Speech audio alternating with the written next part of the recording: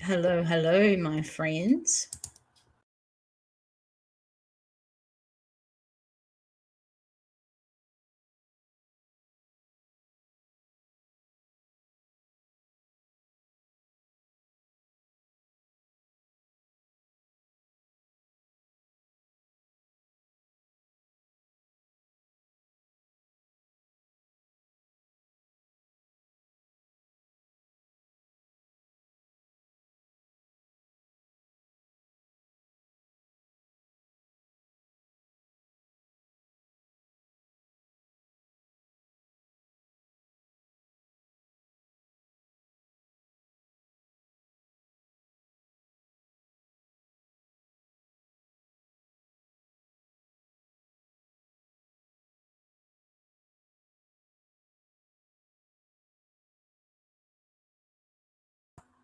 Hi, everybody. That was a bit of a F up. I had this, I don't know if you guys saw it, but I had this like 30-second countdown thing on StreamYard, and I went to put it up because I thought, oh my God, this is going to look really professional and all that. And then it just effed up my whole stream and it yeeted me out and I had to come back. So it didn't go well. But welcome, Deb, Bear, Max. Good to see you guys. Hey, Shauna, good to see you. Pam, my friend, it's always good to see you. Slow motion, hey, good to see you as well. Welcome. If it is the evening or the afternoon or the morning, wherever you may be at the moment. Kaleidoscope, good to see you. Thanks for showing up. So I do have a couple of New Zealand cases going on at the moment that I'm watching and going to be doing a video on. I was looking at all the sleeping bags actually when I got up this morning because it was real cold here. It's been really cold here in the last couple of days. I definitely think it might be time for me to go and deliver some of them to the homeless in the evening very shortly in the next few days because it's yeah. Sixth Sense Amelia, hello, welcome. I've seen you before. I just had to ask you, Sixth Sense Amelia, are you okay being a mod, or do you want me to take that away? Because I know it was just a temporary thing, so let me know if you want. And if a mod, Pam, you don't have to, honey. You just sit back and relax. But if a mod can get Bear's link, please, and put it in the chat to his channel and sub up to him, that would be cool. It's good to see you as well. We'll start getting into it. Obviously, we are going to the state of Oregon this week, or this day, because that's where the wheel of places sent us. And if you come here often, you'll know. Oh, he might have gone away for a minute. His name's really long in the chat. It's Skywarn Storm Spotter DK103 Doug Bear 0.75 for hour. Maybe when he comes back, because it's quite big. Yeah, that's all good. Just at some stage, right? Okay, let's go to what we're here for. And have a look at Oregon. You need to keep Amelia a mod in order to tell us apart. Yeah, probably, Dev. It does get me. Welcome.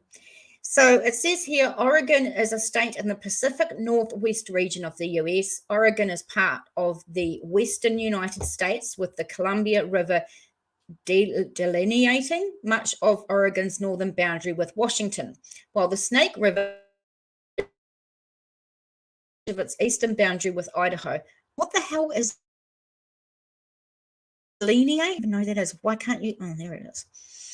The 42-degree north parallel delineates the southern boundary with California and Nevada. The western boundary is formed by the Pacific Ocean. Ooh, that was a bit of a mouthful. Oregon has been home to many indigenous nations for thousands of years. The first European traders, explorers, and settlers began exploring what is now Oregon's Pacific coast in the early mid-16th century. Today, this actually made me laugh. Today, with 4.2 million people over 98,000 square miles, which actually I didn't look up, but it's 4.2 million people in Oregon State. It's 5 million people in the whole of New Zealand. So, yeah, crazy. Oregon is the 9th largest and 27th most populous US state. The capital is Salem, which I actually didn't know. It's the second most populous city in Oregon with 177,000 residents. I thought Portland with 652,000 ranks as the 26th among US cities. I thought that would actually be the the one that the capital separates. Shauna, that's the word. I knew it, of course. The Portland metropolitan area is the 25th largest metro area in the nation, with a population of over 2.5 million. Now, while you've got that there, I'm going to open a new link and sub up to Bear as well. So I've just added, and I'm subscriber 18, and I will watch his videos later. Thank you very much for that. I appreciate it. If you look on a map and you want to know where Oregon is, I'm making sure I'm showing it to you. It is over here. So lately we've been having looking at states over the other side, but over this side. Portland defunded their police. Oh, that's a shame. Defunded. Yeah, I caught you. It's okay with being a mod if you're okay to have me, TJ, and community. Yeah, absolutely. Northwest corner, right. So Washington and then Canada. All right. Let's start with our first story. And this is Zachary Bashir Porter, and we are in the charlieproject.org.ns. Org, yeah. I need to run to the store. Okay, you can do that. No worries, Autumn.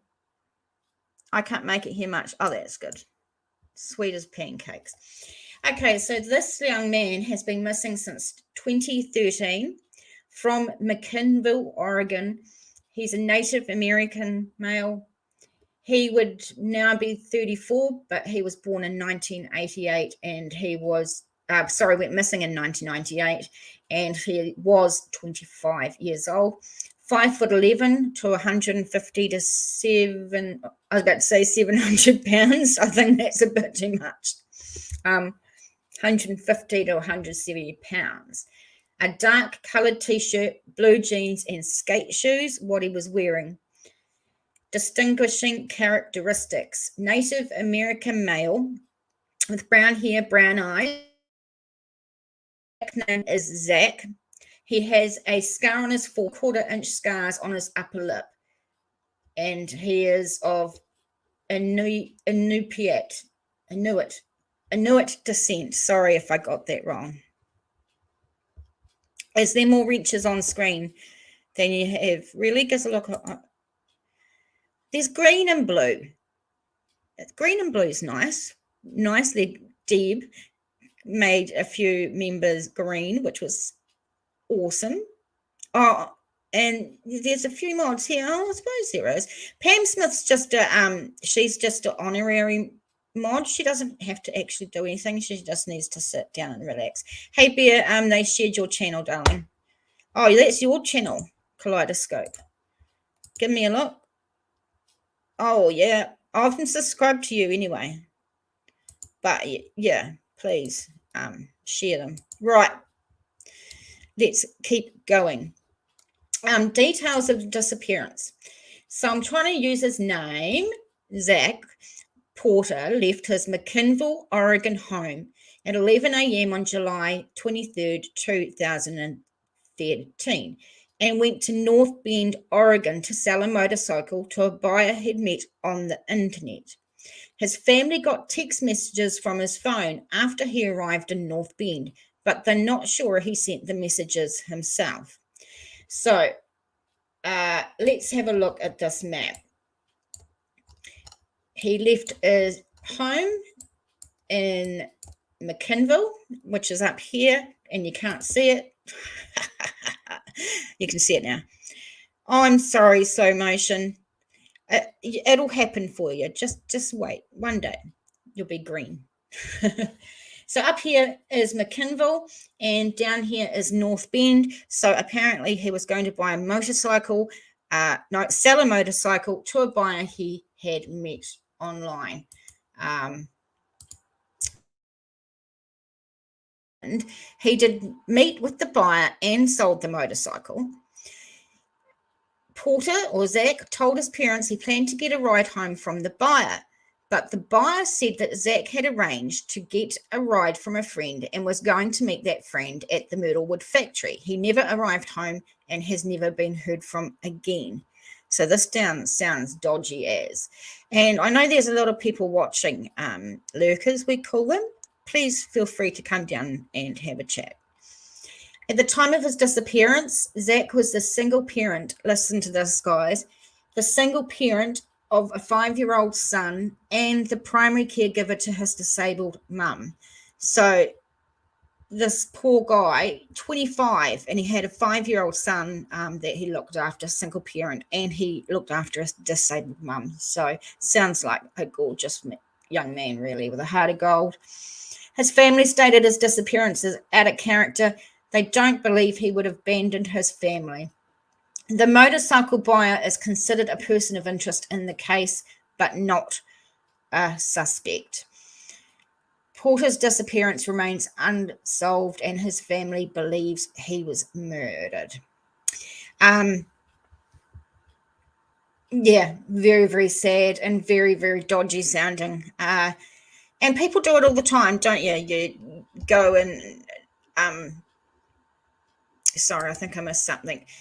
You go and pick up stuff from online. I know that I go and pick up stuff from other people's houses. I've had people come to my house to pick up stuff. So it happens all the time.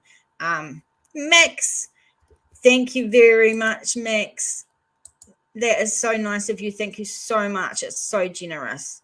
That's awesome. And slow motion, you got one. Woohoo, Sama, Shauna, yay. So, and blue looking now. All right, we're going to go on to the next page, which gives us far more detail of what's going on and a little bit about Zach as well. Yous are all great. Yous all sharing stuff and being kind, and I love yous all for it. Okay, so this one here is CoreySobel.medium.com.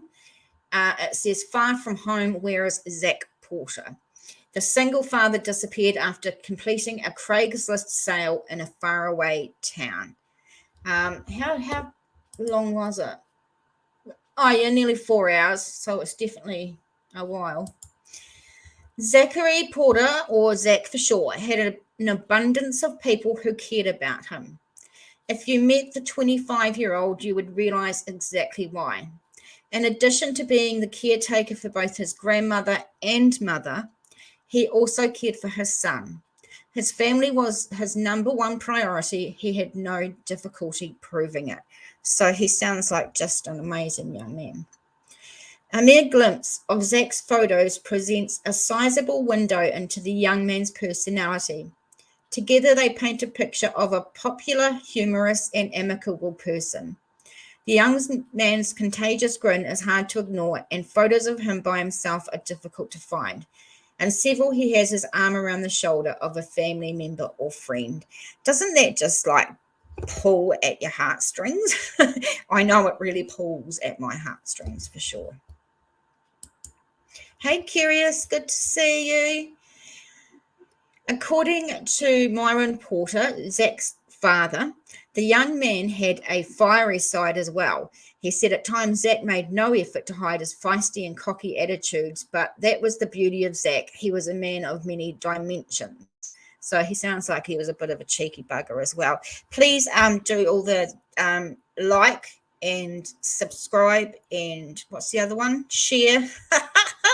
That would be really cool. Thank you, thank you, thank you.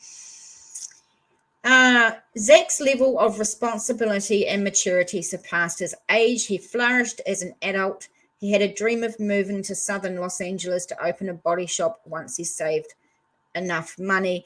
But bear in mind, he was taking care of his grandmother and mum, and he's a single dad to a 5-year-old. Excuse me while I get my mint. Everything screeched to a halt, most heartbreaking and agonizing way possible. On July 23rd, 2013, those close to Zach discovered just how significant he was to those around him, and an 8-year and county journey commenced. Handsome young man. It was the morning of July 23rd, 2013, and 25-year-old Zach Porter told his mum he planned on riding his motorcycle to the neighboring area of Coos County, Oregon. He recently sold the bike. Oh my God, I can't talk. Let's try that again. He recently sold the bike on Craigslist and intended to drop it off that evening.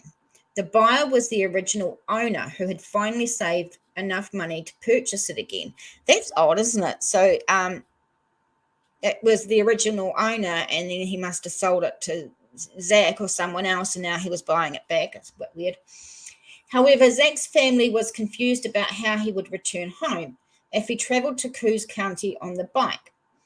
It was 2013 and rideshare services did not exist. We've kind of figured that stuff, right? Zach contacted several friends, but to no avail.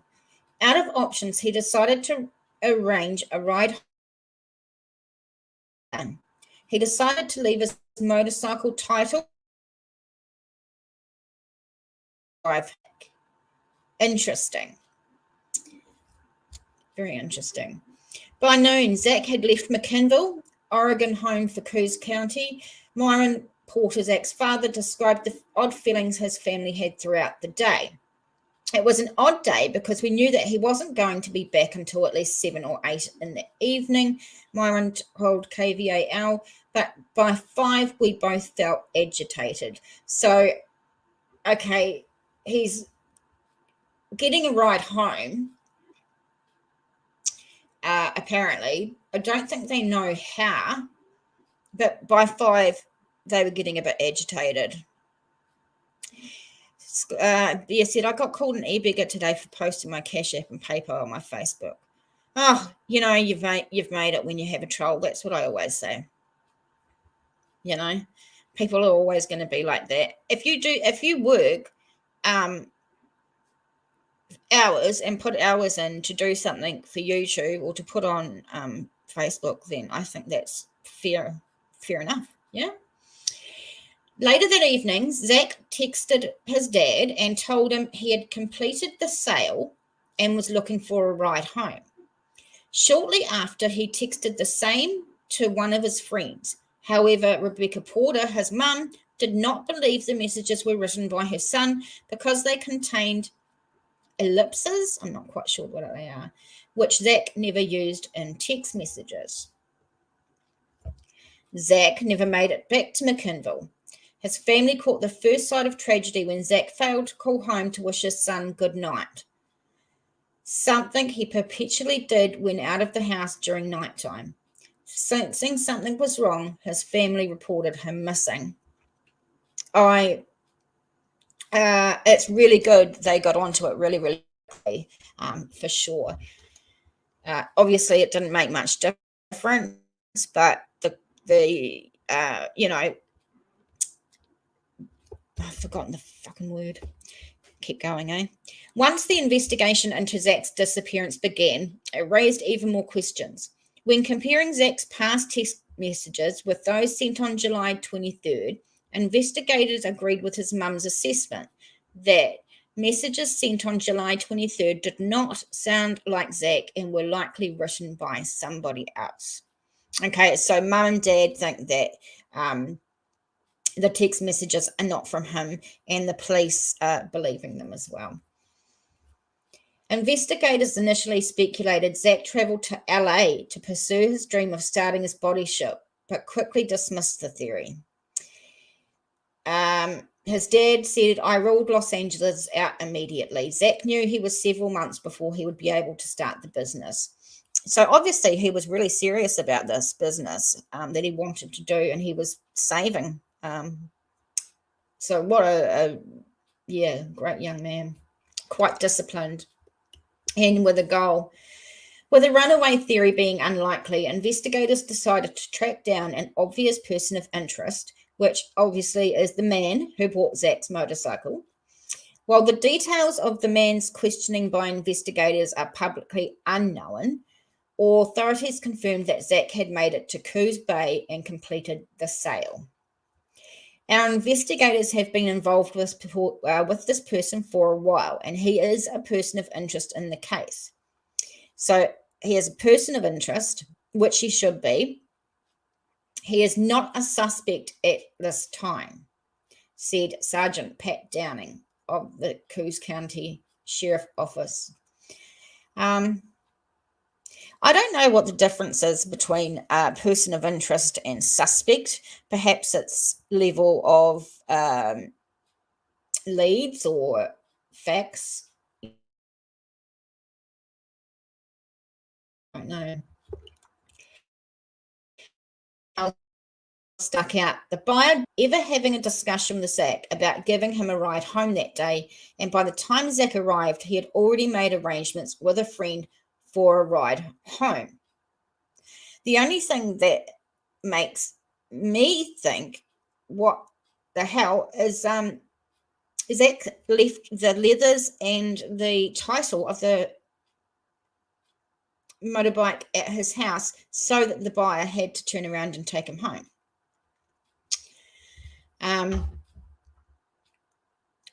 So he reckoned that Zach had already made arrangements with a friend for a ride home. We know that's untrue because Zach called a friend, a couple of them, and couldn't get any help.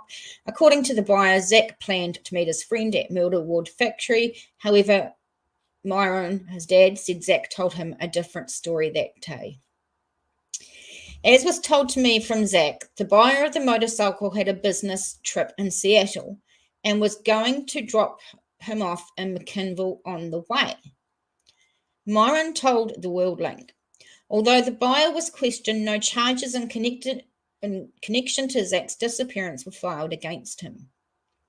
Search efforts were launched among the vast stretches of highway near both McKinnville and Coos County, but none of the searchers turned up any trace of Zach. From there, the investigation stalled. It has now been 8 years since Zach's disappearance, and no suspects or leads have been named. The specific area of Coos County Zach headed to, known as Keizer, was searched as well. Once again, it turned up no trace of Zach. So basically, he's just vanished off the face of the earth, taken by aliens. I don't know. That's really, really sad. So this is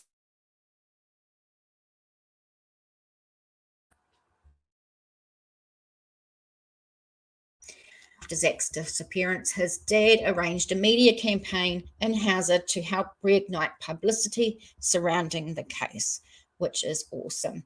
For him not to try and reach his son for even 24 hours, it's just never happened, he said to the media. I believe something bad has happened and I want to get to the bottom of it. I just can't even imagine. Yeah. Person of interest is not quite a suspect. Yeah. Someone police want to talk to, but not necessarily a suspect yet. Cool. After his dad, along with volunteers and a few sheriff's deputies, canvassed the surrounding neighbourhoods with flyers about Zach, while the media campaign successfully spread the word about Zach, it failed to birth any new leads. From there, the investigation began to stall. He told the KVAL, we're just kind of at a end right now. It's really sad. Days without leads turned into weeks and then months. For those close to Zach, his absence was not the sole source of anguish. The family had the unimaginable task of informing Zach's 5-year-old son of his disappearance. And how on earth do you explain that to a 5-year-old kid? That's awful. I can't imagine. I got told that YouTube are cracking down on vaping online, so we'll see. Curious, thanks for popping in, Han. Hopefully I can catch you on one of our nightly shows when I decide to do them when I'm bored. See you later.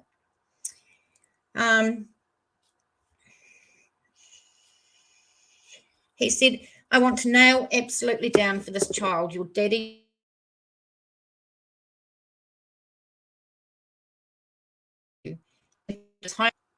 However, the fight to find him is still ongoing. Both his dad and mum believe someone murdered their son, but do not want publicly point fingers on who they believe is responsible. There is still hope for answers. Absolutely right. YouTube isn't real life, shouldn't go real life, so there's no way that you should take everything as true and hassle anyone that you see in these reports, because everyone is innocent until proven guilty.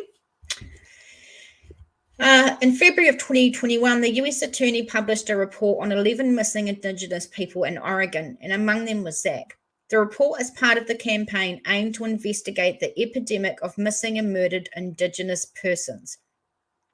The justice, actually, that's really good, because I thought it was MMIW, missing and murdered Indigenous woman. Now it's good that it's actually people, so it covers male and female, so that's awesome. Gotta run. Awesome, no worries. Thank you so much, Shauna, for showing up. I really appreciate you. I really do.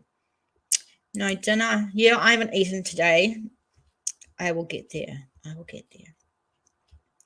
All I've got is baked beans in the cupboard anyway. Who wants to eat baked beans, you know? So anyway, the Justice Department plans to distribute resources to help support ongoing cases while preventing future ones. In addition to the MMIP, the Murdered and Missing Unit, MMU, of Indian Affairs coordinated with the Department of Justice. Hopefully these efforts will be of value to the investigation of Zach Porter's disappearance. Until then, the Porters continue to hope the day they bring Zach home is within reach. His mum said, I would be happy for just a tooth. We have nothing to bury, just something that I could hold on to him one last time, because you want to hold on to him one last time and you don't get that chance. Actually, I'm getting a bit teary-eyed with that. That's really, really sad. All this information, of course, will be in the description box below, like source links to my Facebook page, links to the website, links to Twitter, how to donate, all sorts of shit is down in the box below. So how are you going? Shauna's got going on. Bear, what did you have for dinner? Kira's is off for lunch. What happened to your membership? Did you get one, Pam? Oh, I don't know. Maybe, I don't know. There's like so much blue and green. It's so cool, guys. I love it. All right, let's move on to our next case. Ham and green beans with a roll. Sounds all right. I don't know about the green beans. I'm not a green bean fan, but ham on a roll, that sounds like me. All right, guys, let's get on to our second case that we're looking at.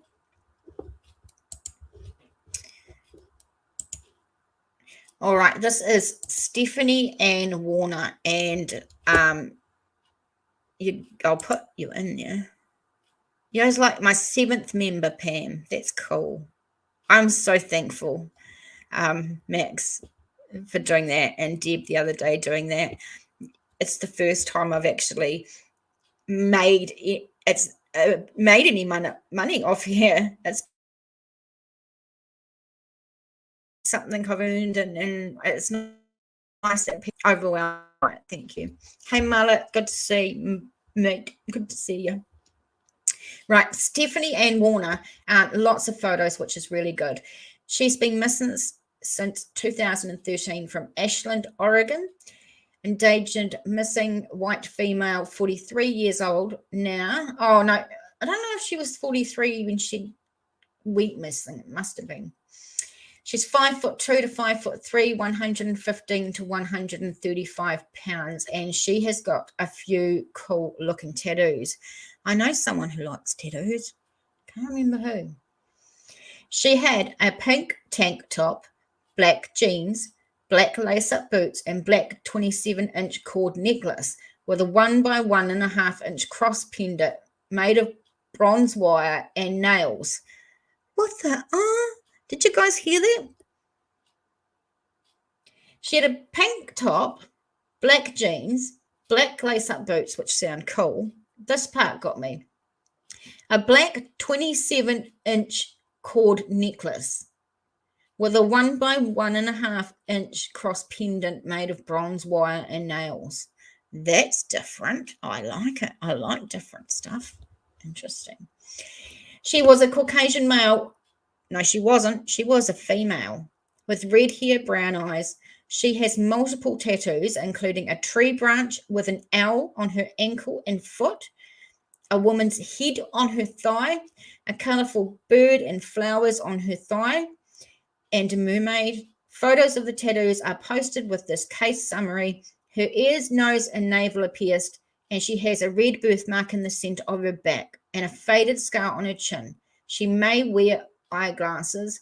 Her nickname is Steph. I was just thinking, imagine if I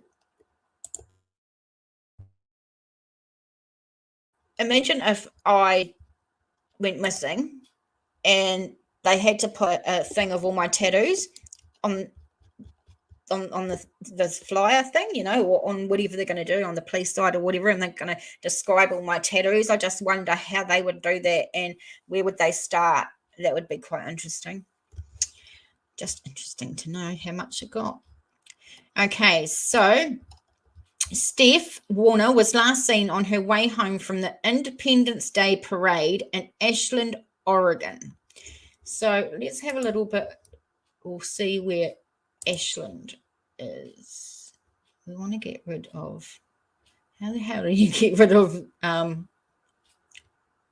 that? Ashland, Oregon.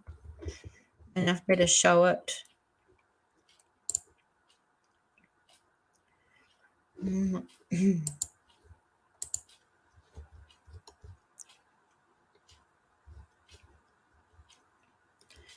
Okay, in the great state of Oregon, that's that red dot. Okay, so she was last seen on her way home from the Independence Day parade in Ashland, Oregon on July 4th, 2013. She was driving a dark green 2004 Nissan Xterra. She was accompanied by her boyfriend, Lenny Ames. Ames stated that Steph dropped him off at a convenience store after the parade, and this was the last time he saw her. She has never been heard from again. Oh, Beer, you got like 43. I might count because I might be up there with you somewhere. You've got one, Max? I've always been a tattoo fan. Right, according to Ames, which I think is the name of the ex. On July 5th, he went to Steph's house and borrowed her car.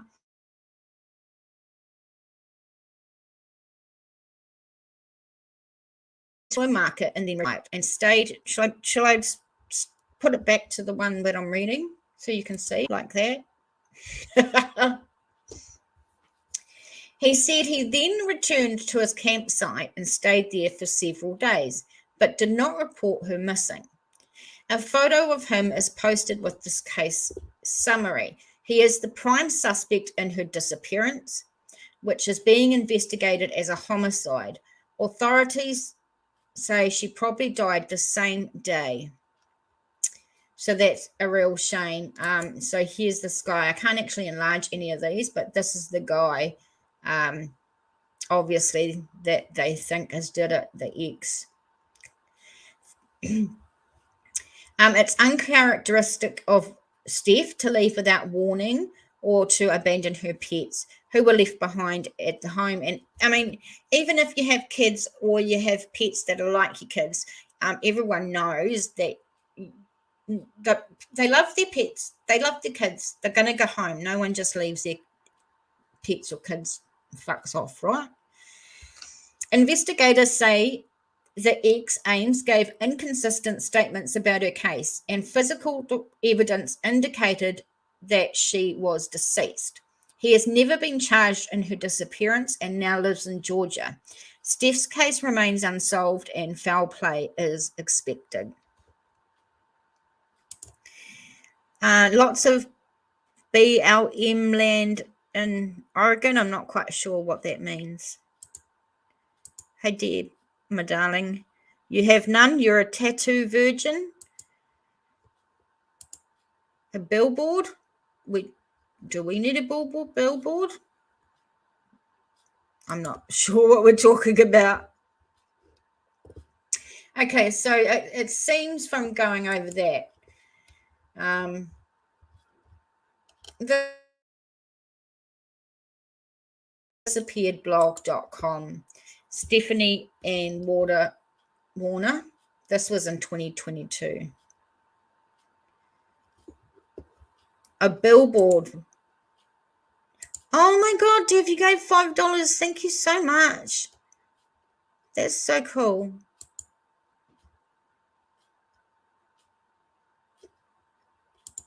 Kaleidoscope want a tattoo, but got none. So, they say, version of something.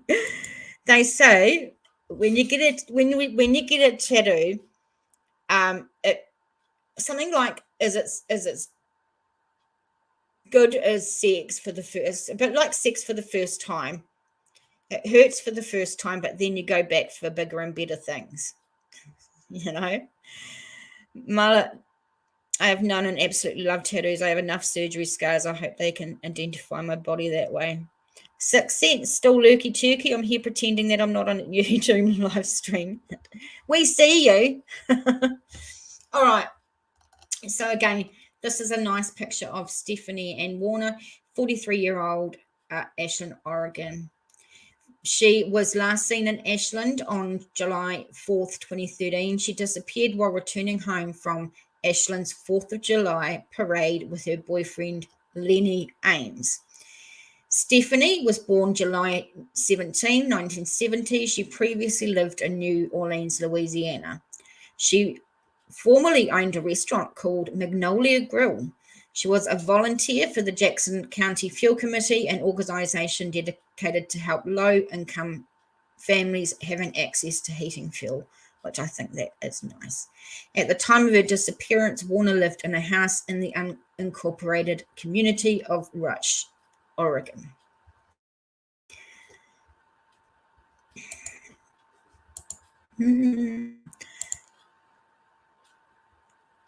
Things like tattoos on my bucket list, custom draw, no tramp stamp. No tramp stamps? It is an odd place to get them, and I know that they called them tramp stamps, but I'm sure if you really wanted a tramp stamp, you'd think that no one would pick on you for it. I mean, Like if your name was Karen. I don't know.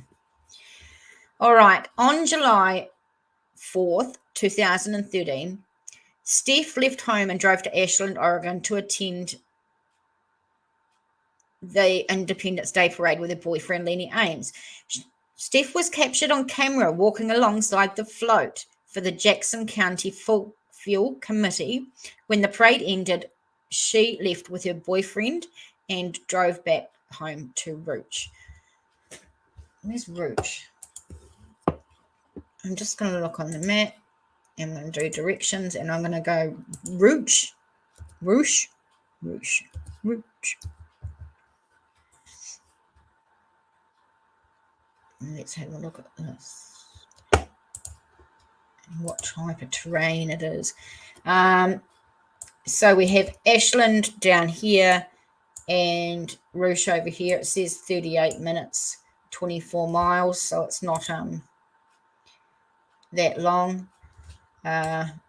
Although the difference between Ashland down here, when you see, heaps of, it's a town, there's people and everything, but then you come up into here, past the cemetery, into this little bit here, and you see that terrain. There's nothing much up there, really. All right, where were we?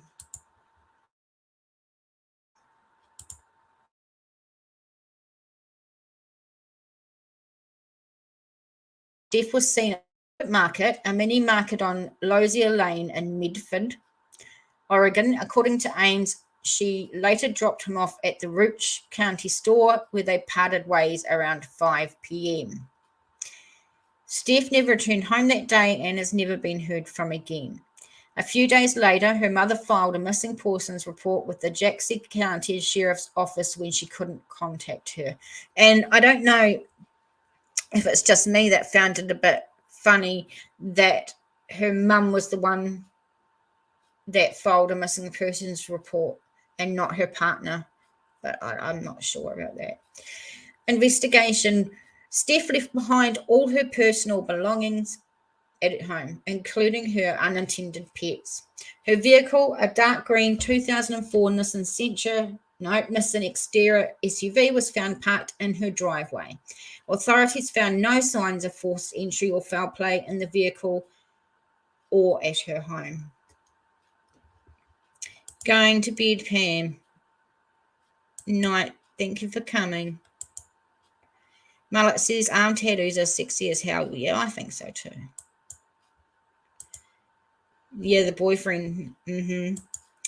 So let's talk about him. Lenny Ames in 2013 was a 61-year-old. Hang on, I'm addicted to my mints. 61-year-old Lenny Ames was in a romantic relationship with Stephanie Warner. His primary residence was at a campsite on a mountain, and we did see it was not much around there. Ames told investigators that Warner dropped him off at the Rouge County store, a convenience store on Highway 238, about 2 miles from their home, which, again, if we look at that, we can easily say that they, and then down there, and the general store that he's talking about has got to be down here.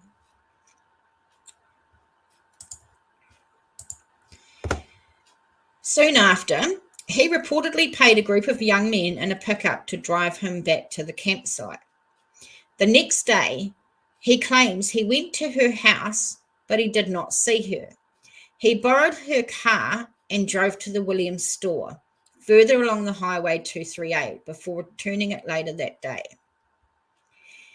Ames subsequently returned to his campsite and stayed there for several days. He did not file a missing persons report for her, which makes me a bit dubious. I thought that he would have. Missing woman's boyfriend named prime suspect in the disappearance. What's that? Why did he drop her off? Did she say she had a ride home from the store? Yeah, I don't know. Because her car's at home. Why didn't she take a car? So, well, oh no, Steph dropped him off at the store. Right. Okay. So she dropped him off. He got back home in a group of young men in a pickup.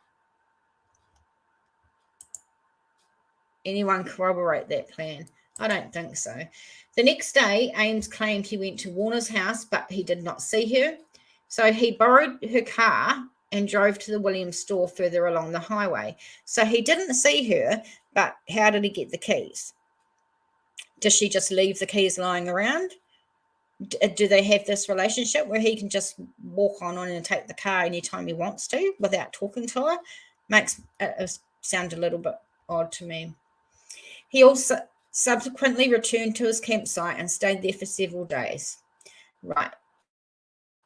Missing woman's boyfriend named prime suspect. On July 8th, 2015, authorities officially named Lenny Ames the prime suspect in Stephanie Warner's disappearance. They believe she never left the area and was likely a victim of foul play. Ames was the last person to see her and reportedly gave inconsistent statements about her disappearance. A few weeks after she went missing, he stopped cooperating with investigators and subsequently left the state of Oregon. So that makes things harder that he's left as well. But you know what? If we look back at this terrain up here really looks like you can hide a body anywhere. There's miles and miles of just country and farms and mountains and county parks. If you wanted to get rid of it, I'm not showing you this, am I? If someone wanted to bury someone around here, you know, it wouldn't be too hard. Well, that's my 2 cents worth.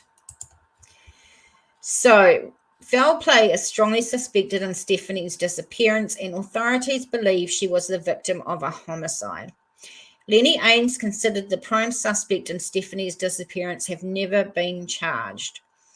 The circumstances of Stephanie's disappearance remain unclear. Her case is currently classified as homicide. Her case remains unsolved.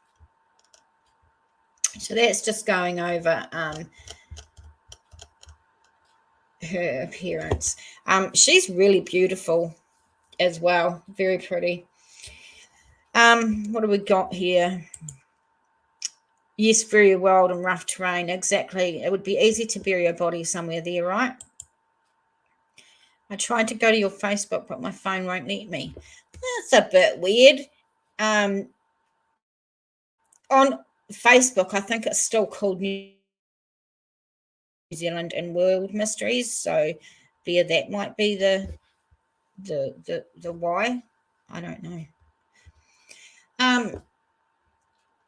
You know, there has been now a few. I only think about 3 that I can think of, 2 or 3 trials in the United States where they haven't had a body.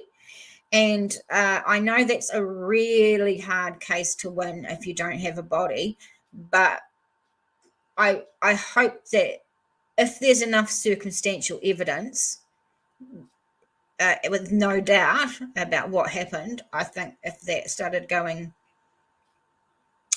more, I think that would be really good. All right, my friends, let me have a bit of a drink. I do have mullet. Oh no. Oh, look at it. It's just green and blue. That's so funny. The blues are the ones that have come because I've actually been on here for a couple of years, but I've been off and on and off on. And the ones that actually have wrenches, the idea is I wanted the people that have been with me and stuck with me, supported me the longest to have the wrenches. And then when I get really big and have hundreds of thousands of listeners, I'll know my mods are all the ones that are stuck with me. That was my theory anyway. Oh, Awesome, Mullet. Thank you for doing that. All right. Another lady with a lot of tattoos on here. So I will show you this tab. Cynthia Crystal Martinez. And there is a lot of beautiful pictures of this. Look of it as well. She's being, we're in the Charlie Project again. She's been missing since 2017 from Keizer, Oregon. She is an endangered missing, race Hispanic. She was born in 1991. She was 26 years old, but she would be 31 now. Height 5'1", weight 120 to 140 pounds. For clothing, she had a short black romper with a pattern of pink and white roses and black open-toed lace-up ankle boots with stacked platform heels, which I think must be the, I'm pointing at it, which means you're going, look, and it's like, that's the wrong way. I can't get it the right way. So these boots look like the ones you're talking about, and I love them if I could walk in them. Photos of the romper and shoes and photo of Martinez on the night of her disappearance are posted with this case summary. So here's the outfit. Associated vehicle, light blue 2004 Honda Odyssey minivan, which is accounted for, and that's at the bottom here. Hispanic female, she has black hair, brown eyes. Martinez was wearing false eyelashes at the time of her disappearance, and she may wear artificial nails, fingernails. Her ears are pierced. She has the following tattoos. The name Dominguez on her upper chest. Ouch. The words trust no one below it across her breasts. The word charisma on her upper right arm at the shoulder. A princess crown on her upper left arm at shoulder. The phrase forgive, never forget on the top front of her left shoulder. The name Jessie on the top of her right shoulder. The number 503 behind her right. Phrase walk by faith, not by sight on the outside of her right calf. Letter C, an Old English script between her left index finger and thumb. The face of Marilyn Monroe intertwined with a skull face on her right thigh with the phrase, if you are going to be two-faced, at least make one of them pretty. That's quite a cool one. And the word trust next to her side where the right arm is down, and the word faith next to her side when her forearm is raised. Photos of some of her tattoos are posted with this case summary. Oh my God, that lady's got some tattoos. She's got some tattoos. That's a lot. A lot. Like, I think that I'm quite tattooed. I've got quite a few, but then occasionally I see some that are like have more than me, and I think, geez.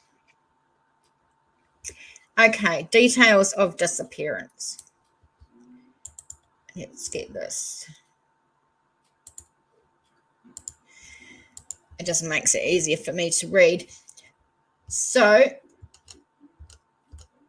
Cynthia left her home at 5 p.m. on July 15th, 2017 to go to a quinceanera party. I apologize for that. At 11 p.m. after the party, she went to the Tequila Nights Bar and Grill. She went there with a female friend and two men she did not know. Because she didn't have her purse and her outfit didn't have any pockets, her friend held her phone and identification for her. It's not uncommon for young ladies to go out and want to look so fashionable that they end up in something that has no pockets, or they don't want to use a purse with it. I don't know. It happens, and then you have to get your mate to hold your phone and your ID. It happens. Cynthia's companions left the bar without her. 15 minutes later, she left the bar alone. The surveillance cameras showed her coming back inside, accompanied by another man. Just a few minutes later, it's possible she was looking for a ride home since the people she'd come with had left. Martinez left again with 2 Hispanic men in a light blue 2004 Honda Odyssey minivan a few minutes after 2:30 a.m. on July 16. So she left with 2 Hispanic men in the car. She never arrived home and has never been heard from again. And a photo of the minivan is posted with the case summary, which is up here. So thank you. I got it to work. Awesome. I've got a great team over on Facebook. What I usually do is when I post my videos, because most of my videos are actually for New Zealand cases, I'll put them out to share on YouTube, and I'll also put them on here. But I do, yeah, let's just stop. Let's just keep going. Otherwise I get off track because I'm talking. And you didn't come here for that. Authorities subsequently identified both those men she had been with. One was ruled out as a suspect in her case. The other one, Jamie Alvarez-Olivera, a farm worker from Mexico, is considered a person of interest in her disappearance. A photo of Alvarez-Olivera is posted with this case summary. He left town the same day Cynthia disappeared, and his current whereabouts are unknown. Now, that is a red flag. If ever I've had a red flag in front of me, waving, yelling at me, red flag, that's somebody leaving town the same day somebody else goes missing.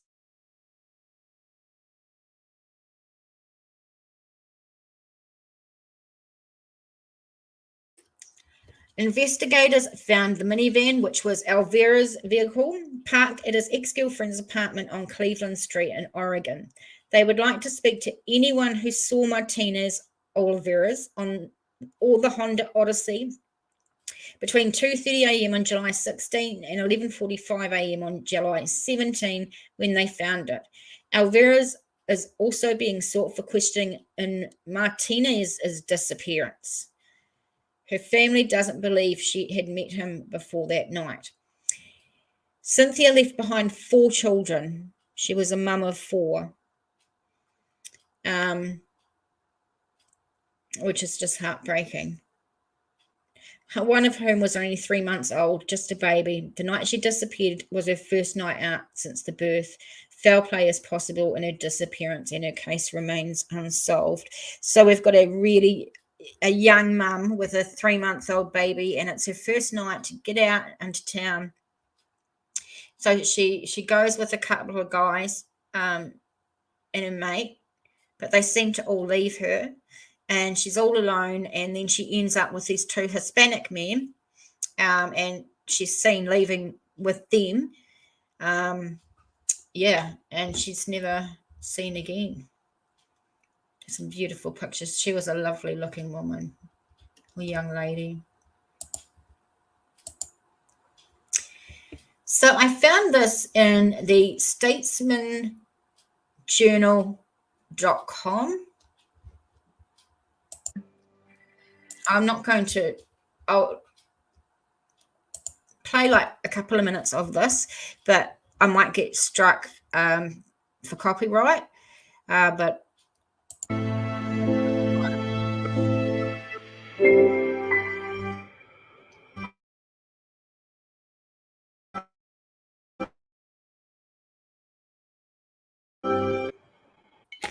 okay, I'll let you. I guess I'll let you. So obviously just a video there, which I'll leave in the source below. Angelica Castillo sits in front of a wall covered in photos of her missing daughter. It has been almost 2 years since Cynthia Martinez left a Keizer bar and vanished into the night.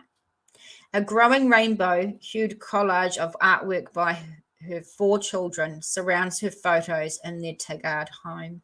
So lots of photos of her, and then her kids have drawn photos. Sad. They are growing so fast, Angelica said. Cynthia's youngest daughter was only 2 months old when she went missing. She's taken her first steps, celebrated 2 Christmases, and said her first words without her mum. Because we don't have answers, it makes it harder for our grandkids, she said. And I couldn't imagine having to deal, telling the kids what's happened to their mum when they just don't even know themselves. Angelica and her husband Ceiser used to spend their weekends and evenings driving the roads of Marion County searching for any sign of her. We would go searching for her in the beginning, but it got too hard for me, she said. I'd get so excited to go, but when I had to come back empty-handed, it was so painful. Every time Angelica hears about an unidentified body being found, she emails the Keizer detective in charge, and she asks, could this be my daughter's body they have found? But 2 years later, she's not been found, nor the man wanted in connection to the case. Her disappearance remains a mystery. Here's some information for you. So many people go missing in the United States, about 600,000 people every year. The disappearances are referred to by experts as the nation's silent mass disaster. Due in part to sheer volume, missing persons and unidentified human remains cases are a tremendous challenge to state and local law enforcement agencies, said Nancy Ritter in the National Institute of Justice Journal. The workload of these cases is staggering. A month after Cynthia's disappearance, Keizer police officials said they'd spent more than 1,000 hours on the case with the help of the FBI, the Oregon Department of Justice, the Marion County District Attorney's Office, and other local law enforcement agencies in both Marion and adjoining counties. According to the National Missing and Unidentified Persons System, NamUs, there are 450 open missing person cases in Oregon. The Center for Hope, a non-profit created by two parents after their daughter disappeared in 1998, advises families on how to handle missing a loved one. In addition to contacting law enforcement immediately and pressing them to take your case seriously, family members are advised to keep the public aware of the story. Angelica and her family have spent almost 2 years doing just that. And, the reason I wish I was bigger and the reason I wish I had more subs, and I don't know why I'm not that popular, is because the more people that see these cases, the more chance someone might see something or remember something or see that little guy, picture of that guy and think, oh, I saw him, and give the cops a ring. That's what I want. I think that I should have a lot more subs, and I don't know why, but it is what it is. The night, a year after the disappearance, Cynthia's family met with the community members at Chalmer Jones Park in Woodburn for a candlelight vigil. It brought back painful memories for her mum.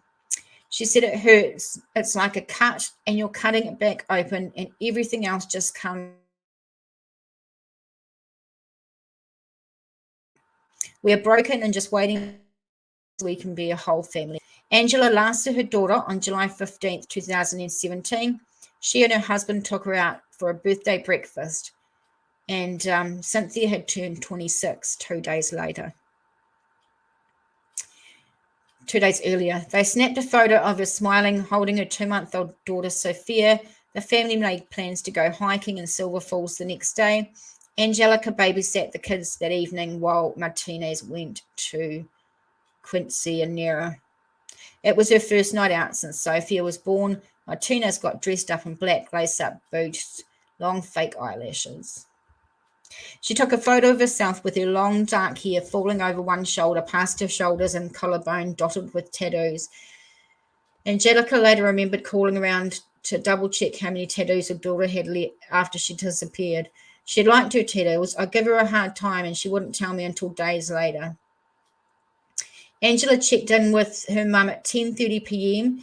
Mum said she was still at the quinceañera and was waiting for them to cut the cake. Then there was nothing. No texts, no calls, no knocks on the door. If anyone knows what a quinceañera is, that would be really cool, because I don't. When Martinez didn't show up, Cynthia didn't show up for their hike the next day. Angelica thought she might have slept in. But as the day continued, she checked in with the other daughter who hadn't heard from her either. She then found out that she didn't even come home that night. Angelica said it wasn't like Cynthia. She knew that something was wrong. She called the local Woodburn police, who told her there wasn't much they could do because she was an adult. And you know how that makes me feel? That pees me off, guys. You don't have to wait. I know that she's an adult and that she can do whatever she wants, but her mum and they know their kids, right? Pisses me off. Frustrated, Angelica began checking with her daughter's friends, wasting no time in trying to retrace her steps that night. She found out Martinez had met another friend at the Quinceanera and left her with her to go to the tequila nights in Keizer. Angelica and her husband, Keizer, drove to the Keizer bar. Nobody there remembered seeing anything out of the ordinary. They reviewed security footage and spotted Cynthia and her friend arriving because her outfit didn't have any pockets. She handed her phone and ID to her friend. They hung out at the bar until her friend left without Martinez. So this is them. So for some reason, I presume the friend was a woman, but I don't think it matters either way. Gender's not the issue. But did he just leave? It said he left. Did he have the cell phone and ID on him when he left, and he left her alone? Which, yeah, was left with nothing, right? Footage shows her going out to the parking lot before coming back in. Angelica thinks she was looking for her friend. Around closing time, she left with two men in a blue minivan. Angelica imagines her daughter, phoneless and miles from home, began talking with the men and found out they were heading to Woodburn.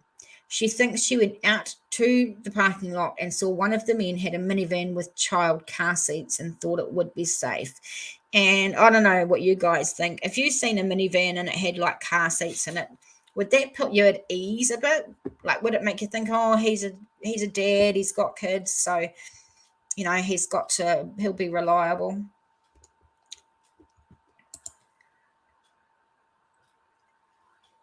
You'll get there, Mullet. I hope so. I don't know. Maybe I'm just not people's cup of tea.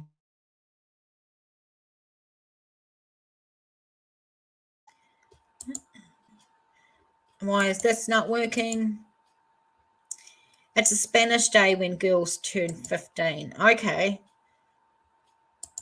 Awesome. A Spanish day. The cat just bounced off my hubby's head to get to the food.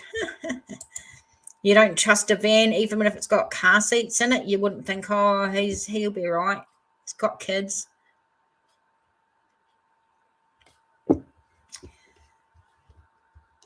After reviewing the footage, Angelica began sharing photos of the man on Facebook. One poster recognized him as then 30-year-old Jamie Alvarez-Olivera. Another sent her his address. Angelica went to the address in Woodburn. A blue minivan was parked in front. The woman who answered the door denied knowing him, but after Angelica pressed her for info, she admitted he was her husband. She insisted she didn't know where he was and refused to say any more, closing the door. That's real cool that over Facebook and putting his photo out, someone came back with his address and who he was. She was able to go to the house. Very dangerous going alone. But yeah. Angelica said she couldn't leave without answers. She kept knocking on the door until someone called the police. I told them, hey, you could have helped me out, but I had to do it on my own, she said. One of the officers was really nice, and he told us to go to Keizer Police because it happened in Keizer. Angelica went to the police department. By then it was nearly 2 a.m. on Monday. It had been almost 24 hours since Cynthia went missing. She said Keizer Police immediately launched an investigation. Unfortunately, it wasn't fast enough, Keizer said. Later, we found out that Sunday is when he left, the day he fled. If right from the beginning the other police department would have helped us, we would have had a much greater chance of catching him. Absolutely. They left it 24 hours, there's so much that can go on in 24 hours, and the guy left in that 24 hours. So don't trust the van. Only if they got tacos and candy.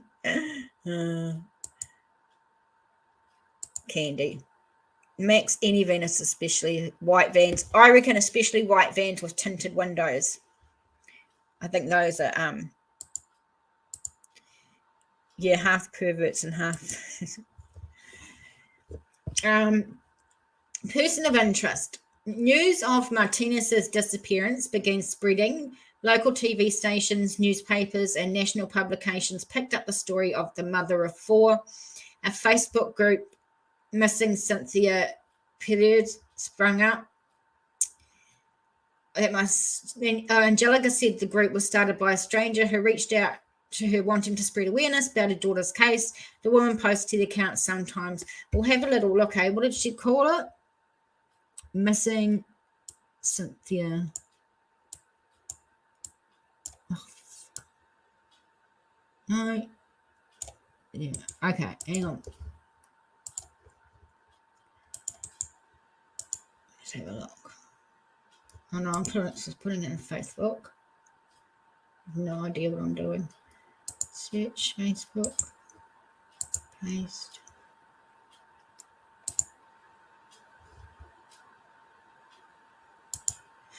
So this is the her Facebook page.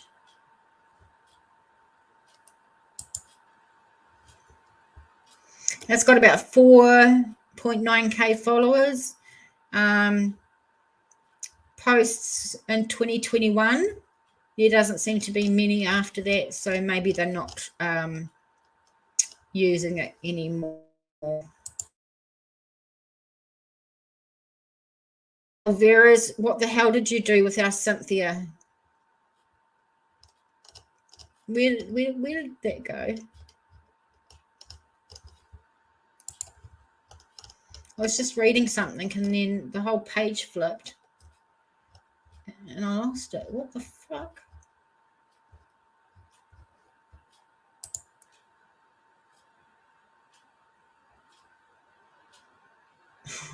Aha! All right. No, where'd you go again? Go back. You can see what's going on here, right? Right. Oh, fuck. Oh, my. Can you see what's going on here? I'm going to try one more time. I want to go there. Stop. And I wanted. Okay. I better stay here. Jamie Alvarez-Olivera, what the hell did you do with our Cynthia? The woman recently wrote, time is up. Turn yourself in today. On August 9th, 2017, 3 weeks after Martinez bade her last goodbyes to her children, Keizer police publicly identified Alvarez-Olivera as a person of interest in the disappearance. They confirmed he was one of the men accompanying Cynthia outside the bar. The second man, who was not identified by police, cooperated with investigators, telling them he was dropped off first in Keizer. Alvarez-Olivera was last employed as a farm labourer who harvested berries. He worked for a labour firm where he would call in every morning and be directed to do different labour jobs.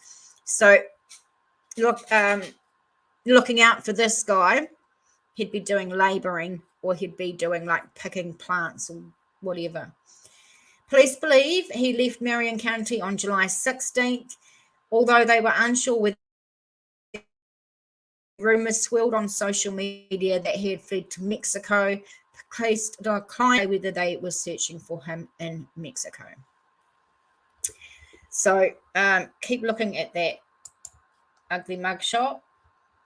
I feel a bit upset with her friend that left her there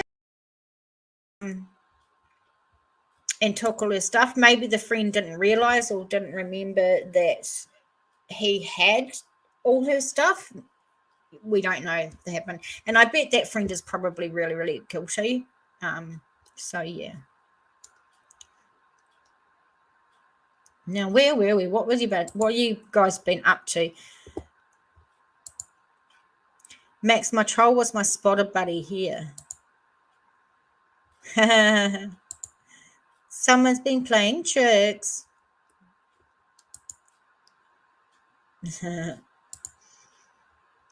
You don't think Jeff would do anything like that? Jeff is a very nice guy. Absolutely. Deb is a wonderful person as well. Yes, she is. And you guys are lovely as well, my friends.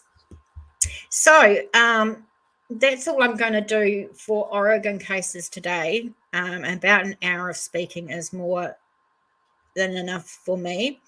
Before we have a chat, I thought we better do the wheel of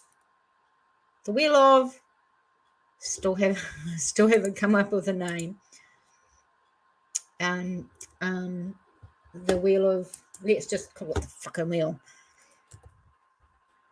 The wheel of news.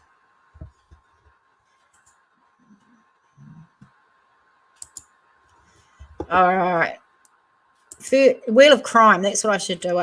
So before we have a natter chat, let's go. There we go. I'll hide that. Are you ready? Here we go. What is it gonna be? Washington. I'm guessing Washington the state, not Washington DC. Isn't Washington next door to Oregon? That's a bit random, isn't it?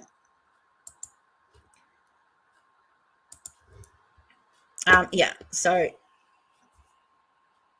Washington. We'll have a bit of a chat. Hey, only a couple of years left. Deb is a wonderful person. She is. I remember when he first came into Dad's, Jeff took over. It's nice. It's really, really nice to have pages where you can come to and you really like the people that are in there and you can chat and yeah, it's really nice. I go into some rooms and I always say hello when I get there. And if I don't get at least, one or two hellos back, then I just leave. I think 90% of what draws me to a channel is if I'm able to have the chat, because I like the chat and I like talking to people and, chewing the fat, as you do. So I emailed, I don't know if everyone will know, but I really love a channel called Dad's Gone Live. He goes most nights quite late for New Zealand.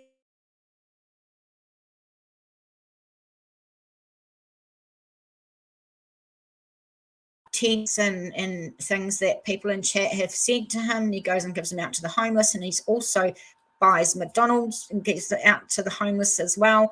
And then the chat is with Jacob. The chat is just a loving, safe environment. It's a really family-friendly environment, and it's just amazing. Anywho, I talked to Dad, I talked to Jacob, and on the nights that he is not going on live, in case he doesn't feel like it, or the kids were sick, or he doesn't feel well, I'm actually going to play some of his replays here so people can come over here and we can watch it. I can't put the music onto it or can't put sound on, but I can replay his videos and we can come over here and we can all chat. And that's trying to get all the other Dad's Gone Live people into it to get on as well, on the bandwagon. And yeah. What are we sorry to hear? People love you in New Zealand and Dad's. Oh, that's nice. I do appreciate it. When I first started watching Dads, I didn't talk for a month. Yeah, some people are just lurkers. Yeah, but that's all right. And subs go up and down too. Like, I've gone down 2 subs since I started the show. So that means 3 people will come past this live and thought, oh, fuck no, I'm not listening to her, which is funny. They go up and down and up and down and up and down. I usually have about 10 people in a chat, sometimes up to 13. I'm hoping that it will get better. But I'm just going to try my hardest and go for it, I guess.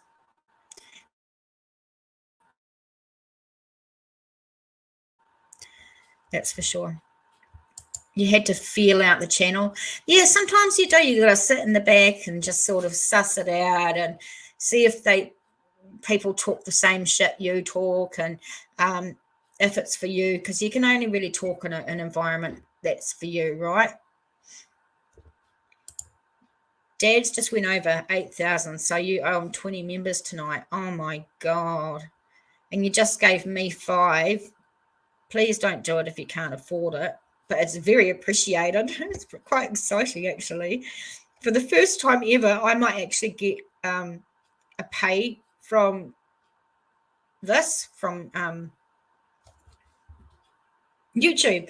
I might actually get a pay from YouTube, which it won't be much, but it might be something. So that's really, it really means that people appreciate my work. And I actually put a lot of work in when I'm researching cases and stuff. And yeah, I love it. So we're going to end it, guys. I've got a lot of stuff to do with New Zealand cases to look at. And then Dad's channel is Dad's Gone Live. Thanks, Dev. A lot of crap in Dad's chat on Facebook and YouTube. Yeah, but that's all good. You'll get the New Zealand. Thanks, Max. Thanks, Kaleidoscope, for coming. Mullet, thank you for coming. Deb, thank you for coming. That was really nice of you. Pam, thank you, my darling. Phoebe, I know you were watching or having a sleep. 6 cents Amelia, thank you for popping in. And Deb for the $5. That was amazing. That's so cool. Shauna, thank you for coming in. Slow motion came in too. So we had some people coming in and looking. Bye to everybody now. Okay, we're out of here. I will see you guys at Dad's Gone Live later on when he's on, and some Kiwis if you want to come over too and have a look. It'll be really good. Dev, thank you, TJ. Peace and love to everyone. Bye now, guys.